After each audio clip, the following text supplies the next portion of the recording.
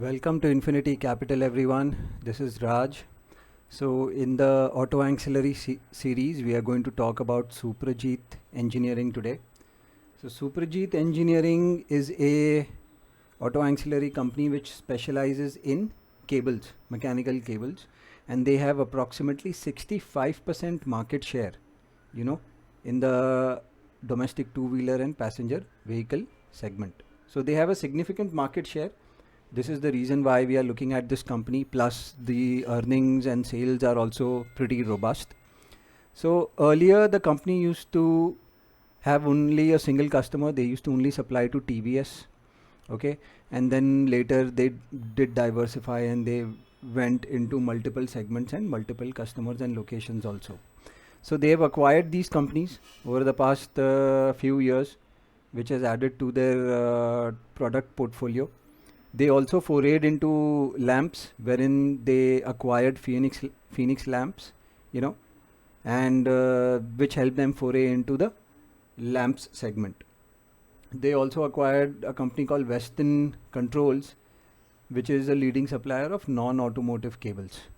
So, however, these lamps and non-automotive cables are not a significant revenue generator. Major portion of their revenue comes from mechanical cables to two-wheelers and passenger vehicles. So this is they make all these sort of control cable systems, push-pull assemblies, brake cable and lever systems. So having a monopoly over a particular segment, over the cable segment, is a good thing, because these cables, whether it is a combustion electric car or a electric vehicle, whether it's a combustion engine car or an electric vehicle, these cables are primary. They will be used, so these won't be phased out. As far as the lighting goes, they are into halogen lamps and auxiliary lamps, but there are a lot of other lamp players in the market, and so they don't have significant market share in this category. So they also have a technology center wherein they have engineers who are working on multiple products, patenting them, coming up with new products for their customers. And if you look at the manufacturing overview, they have multiple manufacturing plants. They have plants in abroad as well. So it's beautifully positioned to cater to customers all around the world. Let's do a quick look over their this thing over their facility. So see, they have facilities in India. They have these multiple facilities in India. They have facilities in Germany, United Kingdom, United States. So these are the facilities that they have. And we'll do a quick check on the customers also. So we'll do a quick check on the customers list. Just give me one moment, guys. I'll open up the customers list. Here it goes. So they have a huge customers list, right from Volkswagen, BMW, Mahindra, Tata, Piaggio, so pretty much some of the biggest names in the industry. So in the two-wheeler segment, they cater to all of these names. These are all the biggest names in the Indian industry: Yamaha, Suzuki, okay. And in the non-automotive sector, you have JCB, Godrej, Whirlpool, L&T, GE. So they have very well-known brands that they are catering to. Let's come to the fundamental review. It's a 4,000 crore market cap company. It's I would call it a small cap, and they have a good mix in terms of their shareholding pattern. There is good amount of institutional interest in this company. As a matter of fact, you will see in June 2020, DIIs have actually increased their stake in the company. Although FIIs have sold, but DIIs have increased. So overall, there is good, interest by institutions, and even promoters hold a good number of stake in the company. They generated around 161 crores of cash flow from operations, which is very good. It is a healthy cash flow generating company. If you look over here on the balance sheet, they've trimmed down the loan by 100 crores. All right. And there has been no significant equity dilution. If you see here, there has been no significant dilution in the equity. They have around investments of 320 crores, 94 crores of cash on the book. The balance sheet looks very healthy. And the most exciting part of this is the profit and loss. If you see, their sales have pretty much been flat. However, they've managed to make profits. So if you see, they last year they made 100 crores. This year they've made 143 crores.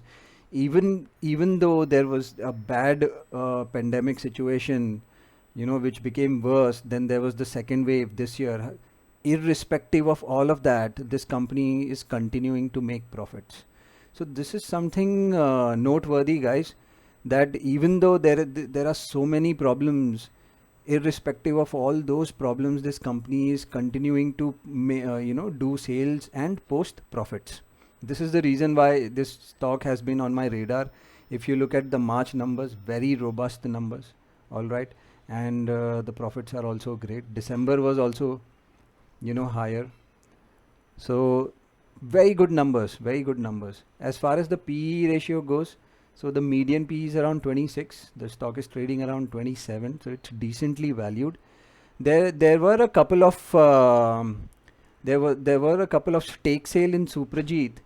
So basically, TVS Motor owned certain stake in the company which they have sold. So if you look over here, there were bulk deals. So Sundaram Clayton and TVS Motor, they had some stake in Suprajit, which they sold, which they sold. So basically, TVS Motor sold 28 lakh shares, Sundaram Clayton sold 56 lakh shares.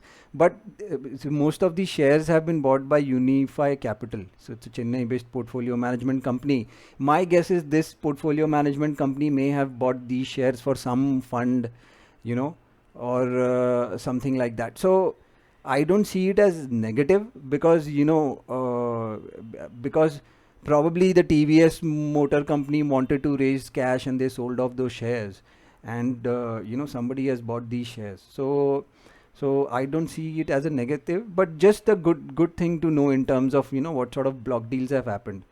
So on the technical front, you will see a huge volume spike here. So this volume spike is because of those two bulk deals.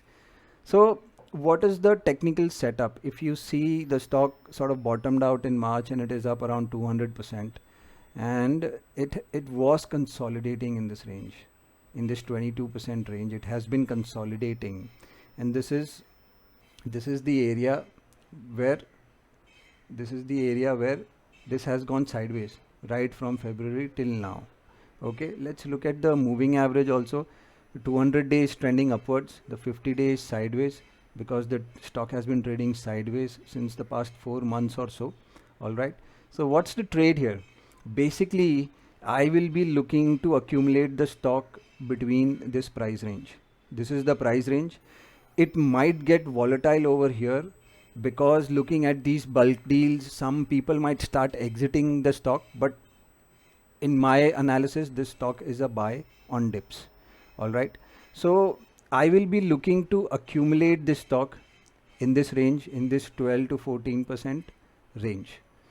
And what would be the upside in this stock? So going forward, just a second, guys. Going forward, I would be looking at the stock to make new highs, or at least reach its new high. So if we have bought somewhere here, at least a 20 to 25% upside is what I am looking at. All right. Now, if you look at the profit and loss, if you see that the stock has been continuously posting profit, so more profits will propel the stock higher, and we can see further gains in this stock. So I will be holding this stock for the next 2 to 3 quarters at least, and see how it works out, because the lockdown has also been eased. So we will, sales might increase and we will see more traction in the auto ancillary companies. So this was the analysis, guys. A quick disclaimer, this is not a buy sell recommendation. So this video is for educational purposes only. Please consult your financial advisor before buying or selling any shares. Thanks a lot, guys.